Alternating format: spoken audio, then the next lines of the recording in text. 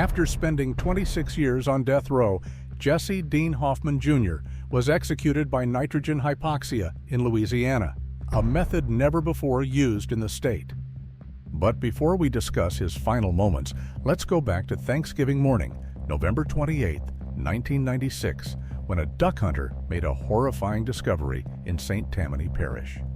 Lying on a makeshift dock near the Middle Pearl River was the naked body of a young woman who had been shot in the head. Later that day, her husband identified her as Molly Elliott, a 28-year-old advertising executive. He got the news no one ever wants to hear. His wife was dead. He had reported her missing the night before when she never came home from work, and he had spent hours calling, searching, and hoping for any news. But this was the worst possible outcome. The last time anyone saw Mary alive was November 27, 1996. She left her office in downtown New Orleans, heading to her car like she did every night, but this time someone was watching, and that someone had a gun. That same night, miles away, a couple in New Orleans East made a disturbing discovery. They found a pile of clothing and personal belongings dumped in an empty lot. At first, it may have seemed like trash, but then they spotted something unusual. 3 ATM receipts scattered among the items. They turned them over to police, and when investigators traced them back, they led to a Regions Bank ATM in eastern New Orleans. And when police pulled the security footage, they uncovered a horrifying scene. There was Mary standing at the ATM withdrawing cash. Her face was tight with fear. Right next to her stood an African-American man wearing a valet jacket that read, "Valet."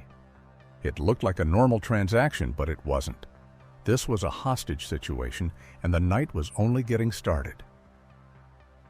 Investigators turned to the Sheraton parking garage, the place where Mary parked her car every day. The employees there wore jackets identical to the one seen in the ATM video, and it didn't take long for police to zero in on a suspect. One valet, Jessie Hoffman, 18 years old, had been on break at the exact time Mary was last seen. Police arrested Jessie and took him in for questioning. At first, he denied everything. He claimed he had left work, taken a bus, and gone to visit his girlfriend. But when detectives pressed him, his story started to change. Now, he said he had been forced into a car by 2 armed men. He claimed that when he got inside, he saw a white woman in the back seat with a towel over her head. According to Jessie, these men took them to an ATM, forced the woman to withdraw cash, and then drove to a remote area. He insisted that they threatened to kill him and his girlfriend if he didn't assault the woman.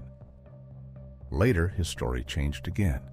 This time, he said one of the kidnappers walked off with the woman while he stayed behind. He swore he never heard gunshots and had no idea what happened to her. But the evidence told a different story. Under pressure, Jessie finally broke. He confessed. He admitted that he kidnapped Mary at gunpoint from the Sheraton parking garage, forcing her into her own car. He made her drive to an ATM where she withdrew $200. But he didn't let her go. Instead, he forced her to drive even farther, taking her to a desolate area in St. Tammany Parish where the nightmare would only get worse. Mary begged for her life, and Jessie told her he wouldn't hurt her as long as she cooperated. But it was a lie. Instead of letting her go, he sexually assaulted her in the back of her own car, still holding her at gunpoint. Even after kidnapping, robbing, and raping her, he wasn't finished. Still naked and terrified, Mary was forced to walk down a narrow dirt path surrounded by overgrown weeds and piles of trash. She reached a small dock at the edge of the Middle Pearl River. There, Jessie made her kneel, and then he shot her in the head, execution style. She was still alive for a few minutes after the gunshot, but she was left there alone to die in the cold November night. After killing Mary, Jessie tried to cover his tracks. He threw away her belongings and the gun, wiping away any evidence that could tie him to the crime. Then, as if nothing had happened, he went back to work, telling his boss he had just taken an extended lunch break. His lunch lasted 2.5 hours, the same 2.5 hours in which he had kidnapped, robbed, raped, and murdered an innocent woman. Later, his girlfriend unknowingly helped seal his fate. She told police that after Mary's murder, Jessie took her shopping, paying cash for multiple items he bought.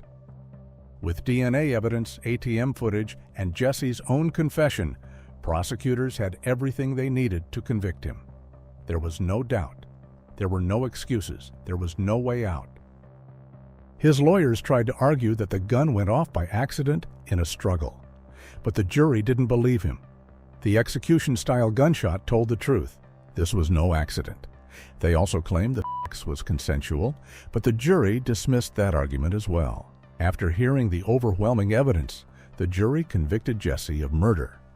On September 11, 1998, the jury found Jessie guilty of first-degree murder, and just 2 days later, they delivered their final decision, a unanimous death sentence.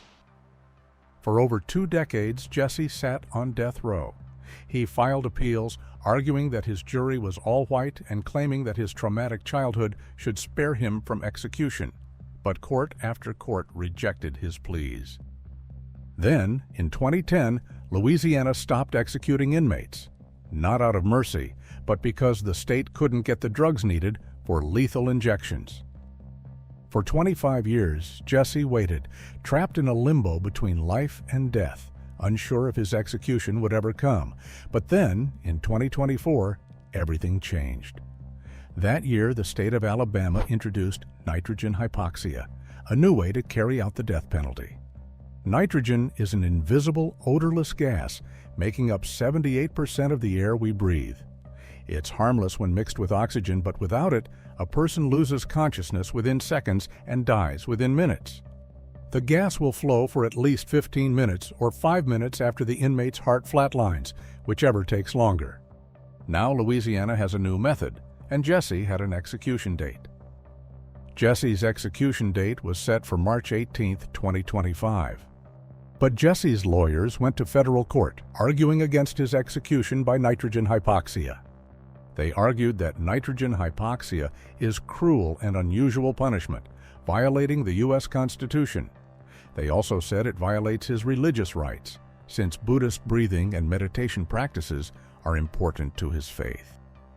In addition, they claimed that wearing a tight industrial mask would trigger his PTSD and claustrophobia, making his final moments a form of mental torture.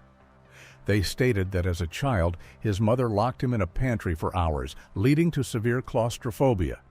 He panicked at the idea of suffocating in a mask, knowing he would lose control, unable to calm himself.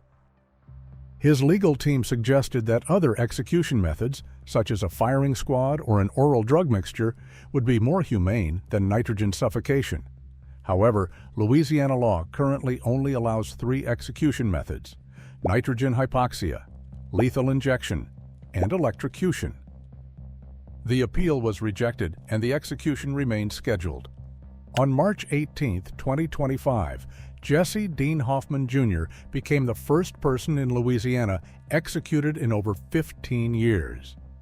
Before his execution, he didn't say a word. No final statement, no apology. He also turned down the option of a special last meal, choosing instead to face death without ceremony.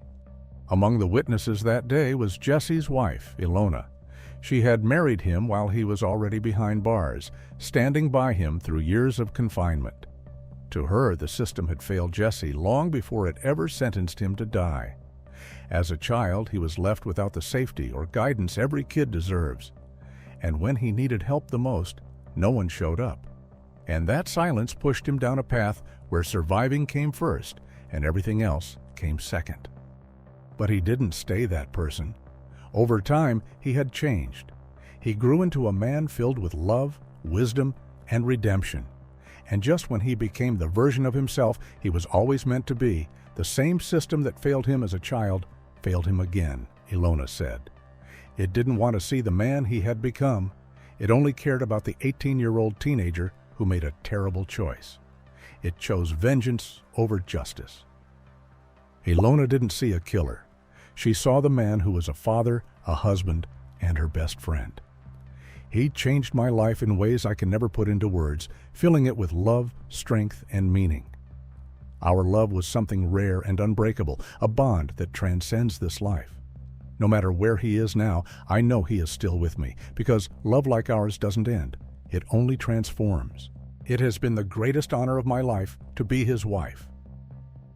At 6:12 p.m., officers escorted Jessie into the execution chamber. This was Louisiana's first time using nitrogen gas, and the process lasted nearly 19 minutes. Witnesses said Jessie instantly began twitching.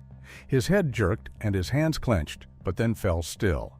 A state official later confirmed the motion, but emphasized that the execution went mostly as expected.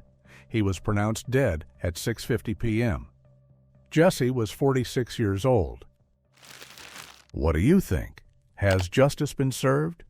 Let us know your thoughts in the comments.